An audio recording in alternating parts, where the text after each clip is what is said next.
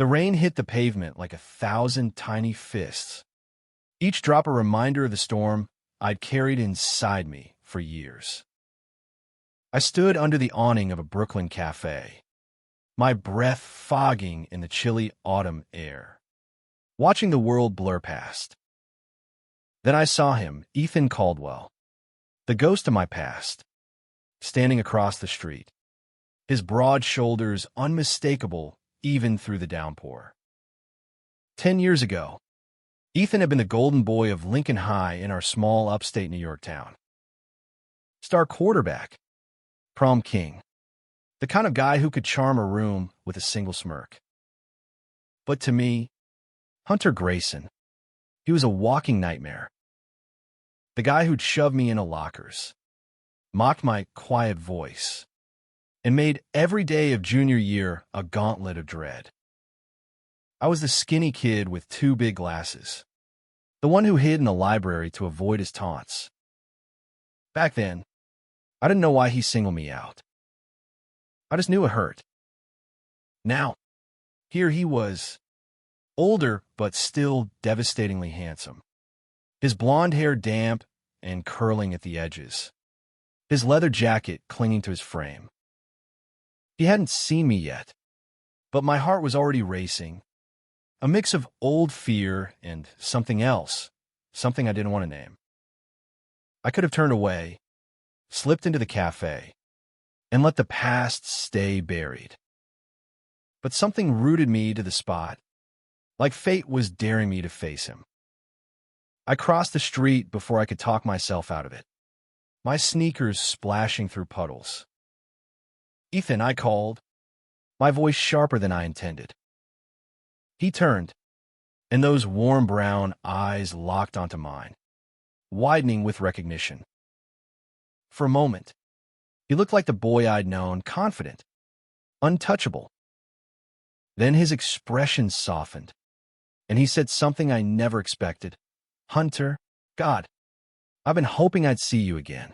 The words hit me like a punch I didn't see coming. Hoping to see me? The guy who'd made my teenage years hell? I stood there, rain soaking through my jacket, trying to process the sincerity in his voice. He gestured toward a diner a block away, its neon sign flickering through the storm. "Can we talk? Please." Against my better judgment, I followed him. The diner was warm, smelling of coffee and fried onions, the kind of place where time seemed to stand still. We slid into a booth, and I studied him across the chipped Formica table. Ethan was still every bit the all-American dream, broad jaw, easy smile, but there was something new in his eyes. Regret, maybe, or guilt. "I owe you an apology," he said, leaning forward, his hands clasped tightly. "What I did to you in high school, I was a jerk. Worse than that, I was cruel, and I've carried that shame for years." His voice cracked, and I felt a strange twist in my chest. This wasn't the Ethan I remembered, the one who'd laughed when his friends tripped me in the hallway. This was someone else entirely. "Why?" I asked, my voice barely above a whisper. "Why me?" He looked down, his fingers tracing the edge of his coffee mug. I didn't know how to deal with who I was, what I felt. "You were different, Hunter. You were out, proud, even when it was hard. I envied that. And I was scared of what it meant that I couldn't stop thinking about you." My breath caught. Was he saying what I thought he was? I wanted to laugh, to tell him he was full of it, but the rawness in his eyes stopped me. This wasn't a game. Not anymore. We talked for hours, the diner emptying around us as the rain slowed to a drizzle. Ethan told me about his life after high school, how he'd left our small town for college in California, how he'd spent years running from himself, dating women he didn't love, trying to be the man everyone expected.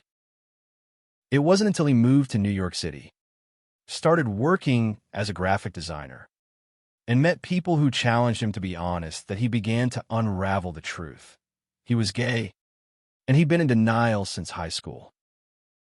"I wasn't bullying you because I hated you," he said, his voice low. "I was bullying you because I didn't know how to handle what I felt. It's not an excuse. It's just the truth.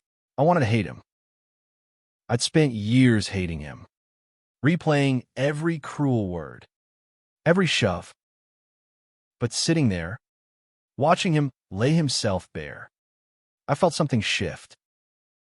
Not forgiveness, not yet, but a crack in the wall I'd built around that part of my heart. When we finally left the diner, the city was quiet, the streets glistening under streetlights. Ethan walked me to the subway, and as we stood at the entrance, he hesitated. "Can I see you again?" he asked, his voice almost shy. "I know I don't deserve it, but I'd like to try to make things right." I didn't answer right away.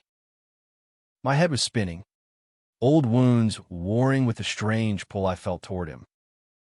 "Maybe," I said finally, turning to descend the stairs. As I disappeared into the station, I couldn't shake the feeling that this was only the beginning. The next week was a blur of conflicting emotions.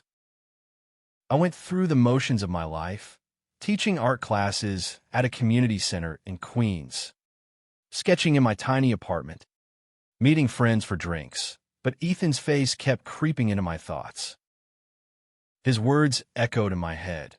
I didn't know how to handle what I felt. Part of me wanted to believe him, to see the man he'd become rather than the boy he'd been. But another part, the part that still flinched at the memory of high school, screamed at me to keep my distance. I hadn't given him my number that night at the diner, but New York has a way of throwing people together. On Friday, I was at a gallery opening in Chelsea, surrounded by abstract paintings and pretentious chatter, when I spotted him across the room. He was in a black button-up, sleeves rolled to his elbows, laughing with a group of artists. The sight of him, confident, at ease, sent a jolt through me. Before I could decide whether to approach, he turned and saw me. "Hunter," his smile was genuine, almost boyish, as he crossed the room. "I didn't expect to see you here." "I could say the same," I replied, trying to keep my tone light. The truth was, I've been coming to these openings for years, ever since I moved to the city to chase my dream of being an artist. Ethan, it turned out, had been hired to design the gallery's promotional materials. Another twist of fate. We wandered through the exhibit together, talking about art, New York, the lives we built. He was different here, more open, his charm less guarded. He asked about my paintings, my students, my life with a curiosity that felt disarming. I found myself telling him things I hadn't planned to share, like how I'd spent years rebuilding my confidence after high school, how art had been my salvation. As we stepped outside into the cool night air, he stopped, his expression serious. I meant what I said at the diner. "Hunter, I want to make things right. I know I can't erase the past, but I'd like to be part of your present, if you'll let me." I studied him, searching for the catch. But all I saw was sincerity, and maybe something more, something that made my pulse quicken. "Okay," I said, my voice steady despite the storm inside. "Let's start slow. Coffee. Maybe." His smile lit up the street. "Coffee sounds perfect." Over the next few weeks, coffee turned into dinners, walks through Central Park, late-night texts. Ethan was relentless in his effort to prove he'd changed. He listened when I talked about the pain he'd caused, never deflecting or making excuses. He shared his own struggles, coming out to his conservative family, losing friends who couldn't accept him, learning to love himself after years of shame. The more we talked, the more I saw the man behind the mask he'd worn in high school. But trust doesn't come easy when someone's hurt you. One night, at a quiet Italian restaurant in the West Village, I finally asked the question that had been gnawing at me. Why didn't you just talk to me back then? Why make my life hell instead of I don't know? Being honest, Ethan set down his fork, his eyes distant. I was terrified. Hunter. My dad was ex-military, always preaching about real men. My friends would have turned on me in a second. I thought if I push you away, I could push away what I felt for you. It was stupid and selfish, and I hate that I hurt you because of it. His honesty cracked something open in me. I wanted to stay angry, to hold onto the hurt like a shield, but it was slipping. Instead, I reached across the table, my hand brushing his. I'm trying to understand, I said. I'm trying to forgive. He squeezed my hand, his touch warm and steady. That's more than I deserve. Falling for Ethan was like stepping into a dream I didn't trust. Every moment with him felt like a risk, a leap over the chasm of our past. But the more time we spent together, the harder it was to deny the pull between us. One crisp November evening, he invited me to his apartment in Williamsburg for dinner. It was a small, cozy space filled with sketches and design books, the walls adorned with his artwork. He cooked pasta from scratch, his hands deft and confident as he tossed herbs into a sizzling pan. Watching him, I felt a warmth I hadn't known in years, a quiet hope that maybe we could rewrite our story. After dinner, we sat on his couch, a jazz record spinning softly in the background. He told me about his first crush, a boy in middle school he'd never dared approach, and I shared stories of my own awkward teenage years, before the bullying started. We laughed, and for the first time, I saw us not as victim and bully, but as two people who'd been shaped by the same small town, the same fears. Then he leaned in, his lips brushing mine, tentative at first, then deeper. The kiss was electric, a collision of past and present, fear and longing. When we pulled apart, his eyes searched mine. "Is this okay?" he whispered. I nodded, my heart pounding. It's more than okay, but the past doesn't vanish so easily. A week later, I got a call from my sister, Mia, who still lived in our hometown. She'd heard through the grapevine that Ethan was back in touch with me, and she wasn't happy. "Hunter, are you serious? That guy made your life miserable. How can you even talk to him?" Her words stung because they echo my own doubts. I told her I was being careful, that Ethan had changed, but she wasn't convinced. "People like that don't change," she said. "They just get better at hiding who they are." Her warning lingered, and when I saw Ethan next, I couldn't shake the tension. We were at a rooftop bar, the city sprawling below us, but I felt distant. He noticed, setting down his drink. "What's wrong?" "Hunter," I took a deep breath. "My sister thinks I'm crazy for giving you a chance. And sometimes I wonder if she's right." Ethan's face fell, but he didn't look away. "I can't undo what I did. All I can do is show you who I am now. If you need time, or if you want to walk away, I'll understand. But I'm not going anywhere unless you tell me to." His words were steady, but the vulnerability in his eyes hit me hard. I didn't want to walk away, not yet. But I needed to know this was real, not just a fleeting redemption arc. Christmas was approaching, and New York was a glittering mess of lights and chaos. Ethan and I were spending more time together, our connection deepening with every shared moment. He'd started coming to my art classes, sitting in the back with a sketch pad, drawing alongside my students. They adored him, and I couldn't help but smile at the way he encouraged them, his patience endless. One night, he surprised me with tickets to a Broadway show, a musical about love and second chances.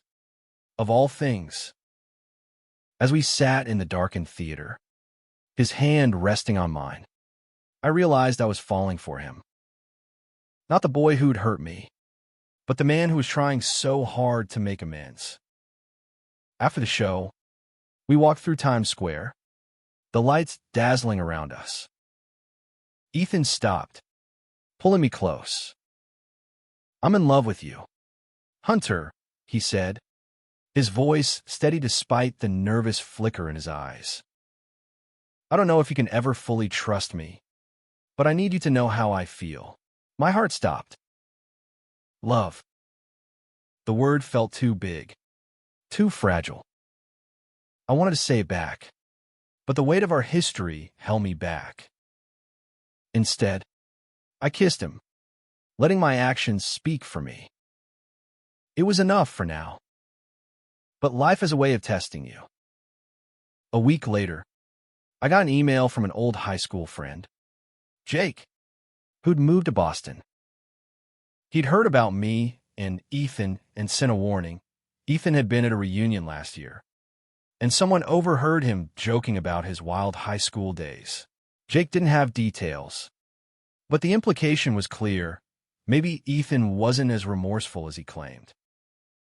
I confronted him that night at his apartment. "Did you laugh about what you did to me?" I asked, my voice shaking. "At the reunion, did you make it sound like a joke?" Ethan's face went pale. "No, Hunter, I swear. I talked about high school.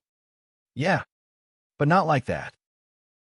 I told people I was an idiot back then, that I hurt someone I cared about. If it came off wrong, I'm sorry." I wanted to believe him, but doubt was a poison seeping into my veins. "I need time," I said, grabbing my coat. As I left, I saw the pain in his eyes, but I couldn't stay. Not until I knew what was true. The next 2 weeks were torture. I avoided Ethan's calls, ignored his texts.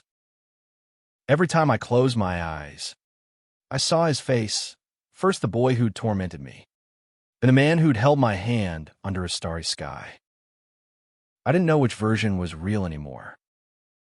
I threw myself into my art, painting feverishly in my studio. My latest piece was a storm of colors, blues and reds clashing, a figure caught in the center, torn between past and present. It was me, I realized, and it was us.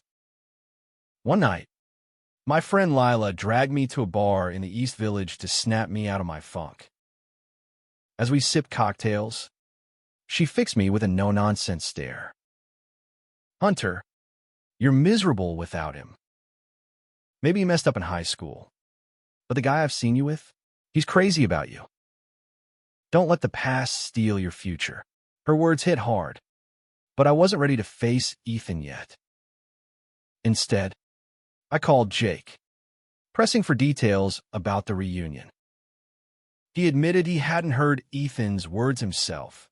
It was second-hand gossip, twisted by time and bias. Relief flooded me, but so did guilt. I'd pushed Ethan away without giving him a chance to explain. I found myself outside his apartment the next evening, my heart in my throat. When he opened the door, his eyes were tired, but they lit up when he saw me. "Hunter," he breathed, stepping aside to let me in. "I'm sorry," I said, the words spilling out. "I got scared. I let old wounds make me doubt you." He pulled me into a hug, his arms strong and warm. I don't blame you. I'll spend the rest of my life proving you can trust me, if you'll let me. We talked until dawn, laying everything bare, our fears, our hopes, our past. By the time the sun rose, I knew I was ready to try again. Spring came to New York, and with it, a sense of renewal. Ethan and I were building something real, something stronger than the pain that had once defined us. We spent weekends exploring the city, from quiet bookstores in Greenwich Village to crowded festivals in Brooklyn. Every moment with him felt like a gift, a second chance neither of us had expected. But healing isn't linear. There were days when I'd catch myself bracing for the old Ethan to resurface. Days when I'd pull back, afraid to fully let go. He was patient, never pushing, always showing me he was here for the long haul. One afternoon, as we sat on a bench in Prospect Park, he handed me a small sketchbook. Inside were drawings of me, my smile, my hands, the way I looked when I was lost in thought. "I see you, Hunter," he said softly. "I always did, even when I was too scared to admit it. I'm not that kid anymore. I'm just a man who loves you." Tears stung my eyes as I flipped through the pages. These weren't the drawings of a bully. They were the work of someone who'd spent years learning to see the world, and himself, clearly. Months later, we decided to visit our hometown together. It was a risk, stepping back into the place where our story began, but we both felt it was time. As we walked through the streets of our old high school, memories flooded back, some painful, some bittersweet. Ethan stopped in the hallway where he'd once shoved me, his face tight with emotion. "I wish I could go back," he said. "I'd tell that kid to be brave, to talk to you instead of hurting you." I took his hand, squeezing it. "You're here now. That's what matters." That night, we attended a local pride event, something neither of us could have imagined back in high school. We danced under fairy lights, surrounded by people celebrating love in all its forms. As Ethan pulled me close, I realized we'd done more than survive our past. We'd transformed it. Our story wasn't perfect. It was messy, complicated, full of scars. But it was ours, and it was beautiful.